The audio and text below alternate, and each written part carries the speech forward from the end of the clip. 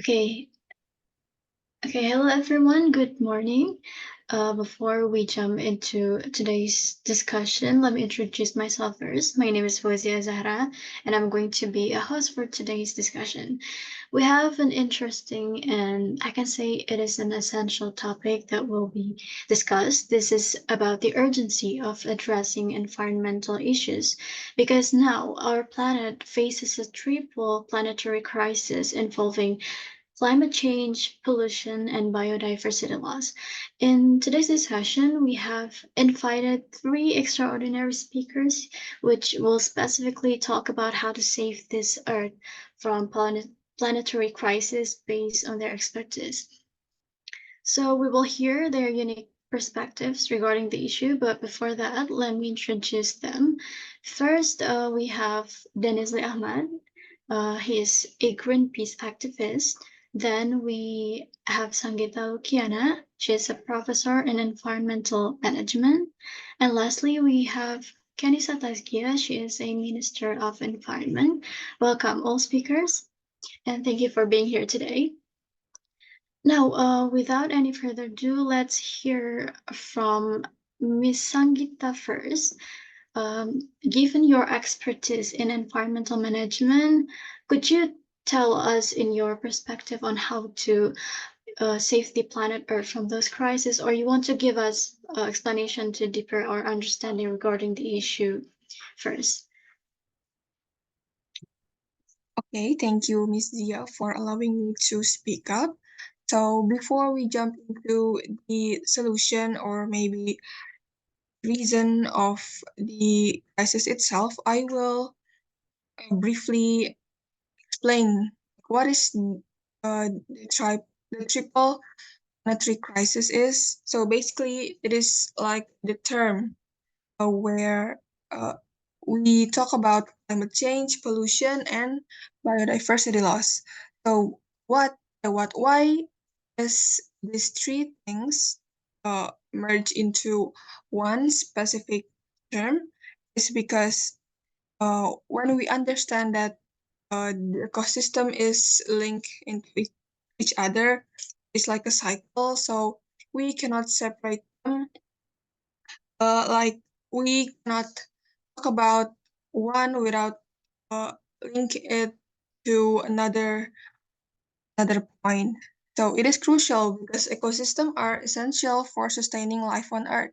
So when we talk about climate change, we will also talk about pollution. When we talk about biodiversity loss, we will also talk about climate change, so on and so forth. So these challenges are not isolated. They are intricately linked. It's crucial to recognize and address these challenges, and we have to be aware that these three things it's like a cycle, so we can see things from bigger imagery, so we can see we can find better solution that can solve like all of them uh in one. We can solve them uh we can solve them at once. So it is crucial to recognize and address this because efforts to solve one must consider the broader ecological context for comprehensive and sustainable solution. So efforts to combat climate change through sustainable practices not only reduce greenhouse gas emissions, but also help reduce pollution and protect biodiversity. So this is where we can see that the three things, the triple planetary crisis, is intricately linked. That's it for my opening remarks. I give it back to Ms. Fauzia. Thank you. Okay, so Sangeeta has addressed about the triple crisis, which are interconnected, and we have to be aware. As she said, we have to be aware that the three circle is the triple crisis like a cycle. So now let's hear from the activist, Mr. Denizli. You may share your insight about this issue. Okay, am I audible, first of all? Yes, you are. Okay, thank you, Miss Fauzia. And first of all, I would like to agree with Sangita when she highlights that this tribal crisis cannot be separated. This is a very important issue, and they cannot be separated when we want to talk about them, when we want to solve those three problems. So after Miss Sangita explains briefly and generally about what those are, I would like to arise our concern by explaining, or if not, showing some problems that are currently happening in our closest environment, and maybe in the further area, because this is a very wide problem. It is happening everywhere. So first of all, the latest or the recent news about especially climate change and biodiversity laws is, maybe you may have heard about wild animals that are attacking how do you call it, suburbans, or neighborhoods that are monkeys, orangutans, or even I've heard about, like, 3 days ago from BBC, if I'm not mistaken, an elephant attacked one environment of neighborhood, because these elephant particularly look for food, especially rice, because in those village they were drying rice on their field, and this elephant attacked them because these elephant want food. This is one of the effect of humans or people's ignorant towards climate change. People only feel, oh, the air is getting hotter these days, but they never really think about what caused the air to be hotter, or even why, or even how we can decrease the temperature. We just use every aspect of our life that can make the air hotter. For example, air conditioner, the overuse of air conditioner is also bad for the actual air that we are breathing in, and the increased volume of cars, of motorcycles, of any oil and gasoline based uh, vehicles. Those are also effect of why our weather is getting hotter. So it's not only about animals that I told you, it also affect us, although we might not feel it. So yeah, everyone, I'm here. I just want to begin by raising our awareness towards this issue. It's not only happening in the forest where you might think, oh, there is a forest cut. No, in the city we are feeling it right now at the moment. Thank you. I'll give it back to Miss Fauzia. Okay, thank you. So, Mr. Dennett stated about the recent news about certain animals that cannot find food, and it is because the effect of people ignoring, and it has something to do with these issues also. So, next we will hear from Ms. Kenisa as the Minister of Environment. Could you share insights on on probably how to save this earth from those crises? And you probably want to state about the government initiatives or plans or anything. Please, Ms. Kenisa. Okay, thank you, Ms. Fauzia, for the opportunity to talk. Okay, so I would like to say that Indonesia is at the forefront of climate change risk. Like, we are facing rising sea levels, extreme weather events, and threats to food security. Uh, our our commitment to mitigating climate change is unwavering. Uh, our ministry, the Ministry of Environment, has spearheaded initiatives that encourage the use of renewable energy sources, like investing in solar, wind, and geothermal projects. We are determined to protect the dense rainforest as an important hedge against climate change by enforcing stricter regulations against illegal logging and engaging local communities in extensive reforestation efforts.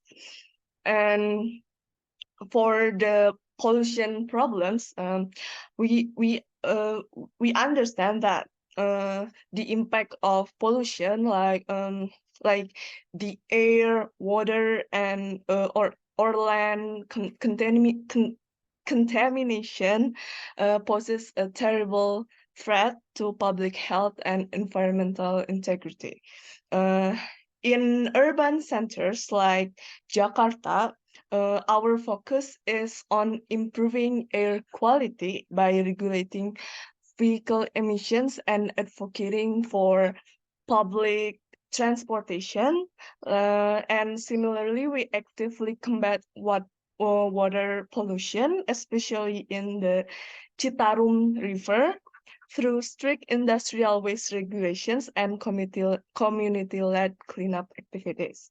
We also address marine pollution to maintain Indonesia's natural heritage. And as we know, Indonesia's rich biodiversity is incomparable, but unfortunately, it faces an imminent threat like this biodiversity loss. Preserving our rich biodiversity is important. Our initiatives include the establishment of protected areas to protect endangered species such as orangutans and Sumatran tigers, and through collaboration with conservation organizations and community engagement, we seek to restore degraded ecosystems and promote sustainable resource management practices. So, as Indonesia's Minister of Environment, I would encourage you to support our work and contribute to maintain our environment, like by synchronizing our efforts nationally and globally, we can strive to achieve a sustainable future, like a future in which Indonesia's rich biodiversity can thrive, our communities can grow, and our planet can be preserved for future generations. I think that's all from me. Go back to the host. Okay, thank you, Ms. Kanisa. I think she mentioned about how to mitigate the issues by mostly making a regulation, for example, about renewable energy sources, and then regulation of vehicle emission, and also strict industrial waste regulation, and so on. So I give the opportunity to the other speaker who probably want to give their counter argument. I would like to ask, especially for maybe Miss Sangeeta can answer, but particularly for Miss Kanisa as the Ministry of Environment. So here we're talking about pollution, and I would like to specialize, or I would like to highlight on plastic pollutions here. Um, so I have already seen, or me and my partners and other activists already done something that we thought it is useful. We reduce our plastic use in our house, especially. But we have already see again because there were these actions. One of them is metal straw. If you guys familiar with metal straw, and then but some restaurant and cafes nowadays are turning their back on metal straw and use plastic straw again.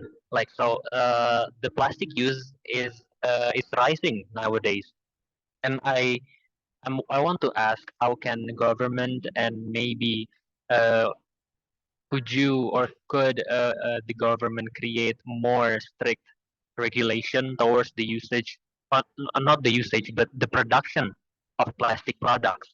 Because what I can think about it, if we as an activist reduce our plastic usage, but the factories, the companies that produce plastic still produce plastic, the amount of plastic waste will still be the same.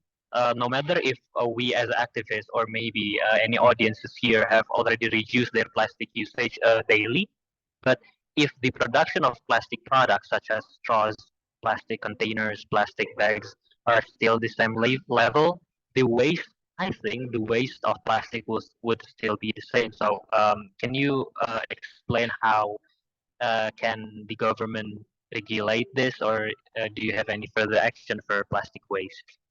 Thank you.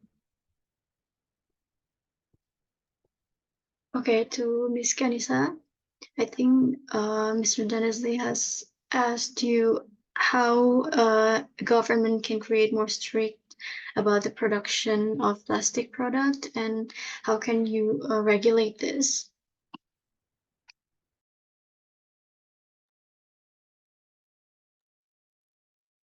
Okay, so I think uh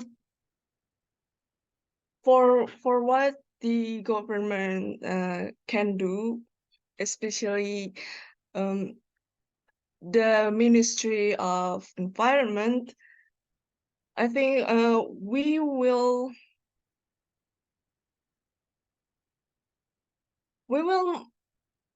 encourage the people of Indonesia more strict more strictly um, in reducing plastic waste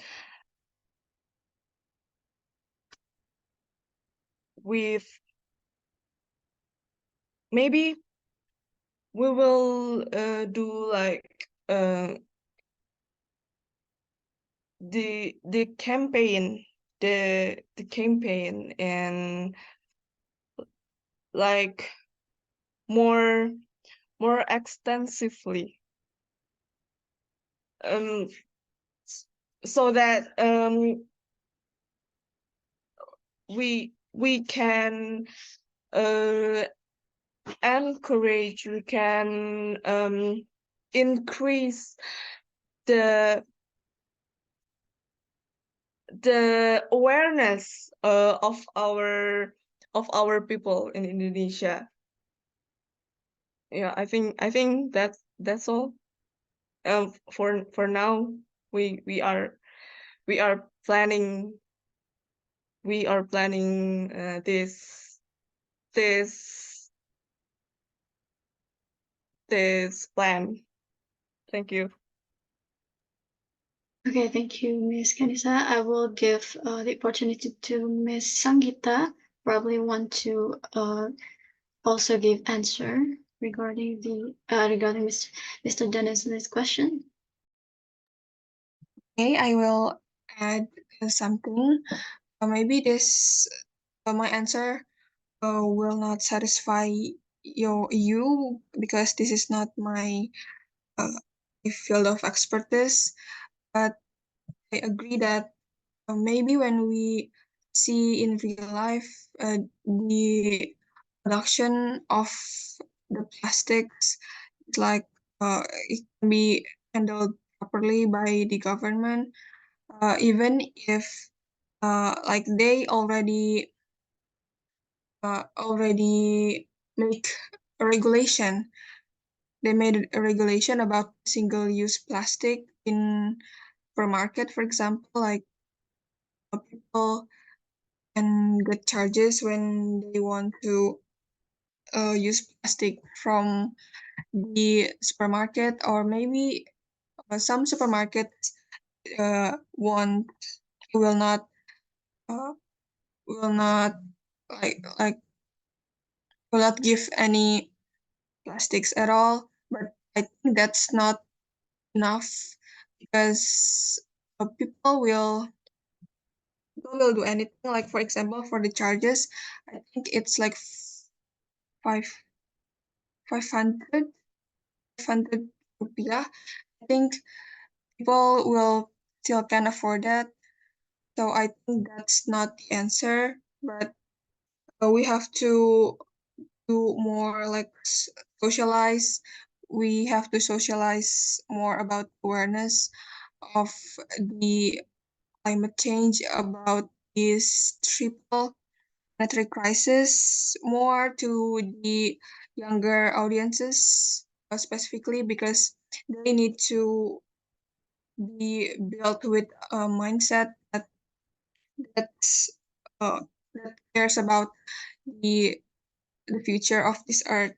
So maybe for the government, I think it can support like the biodegradable alternatives, or maybe they can uh, collab do a collaboration with like small businesses that produces like uh, what is that, like the glass straw or the bamboo straw. It can also help them to grow their economy, but as well as our earth, it will get better. Uh, we will move on from the plastic use that's overproduced. I think that's all from my view. Thank you. Okay. Um, okay, now I will highlight a little bit about what Miss Angita has said because she mentioned about socialized more about the awareness, especially to younger audiences. And I want to ask to Mr. Dennis Lee, in your in your experience as an activist, are you involving children or younger audiences in terms of how to prevent these issues? Is that have you ever done it before?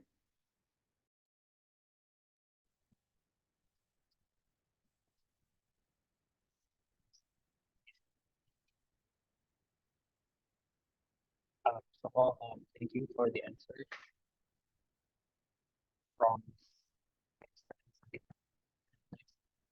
what question.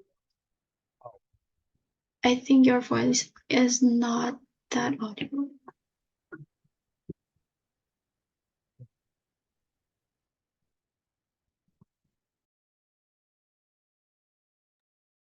um, hello, is it audible now?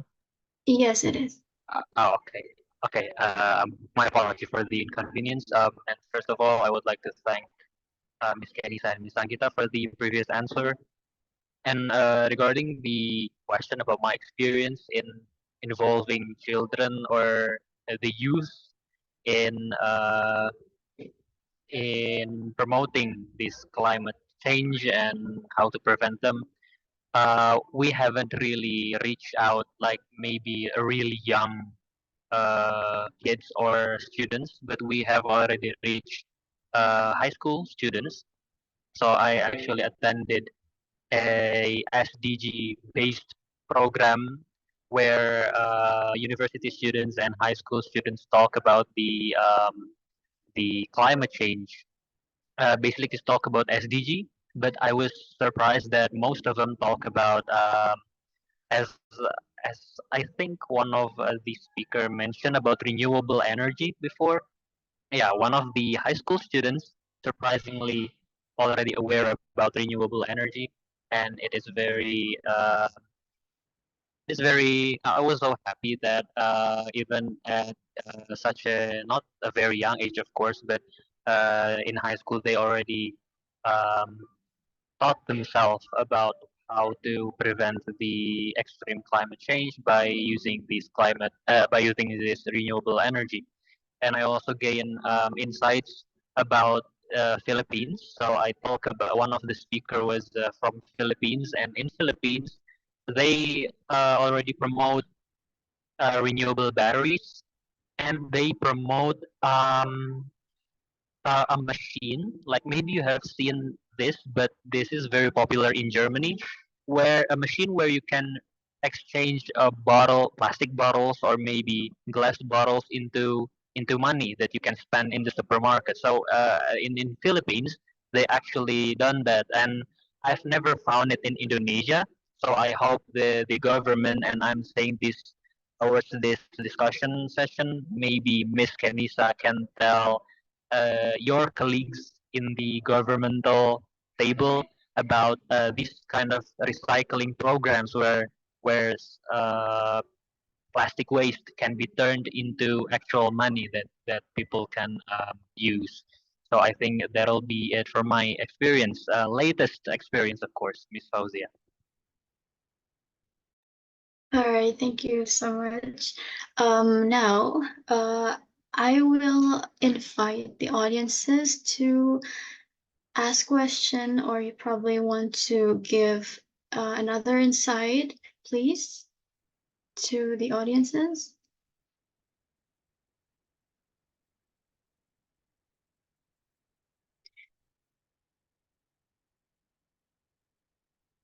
Is there anyone who wants to ask question to the speakers? Probably.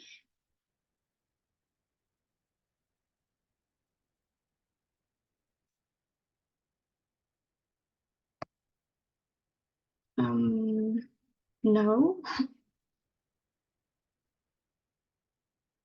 Okay. Well, probably I will just conclude today's discussion because I don't see anyone raising their hands. Okay.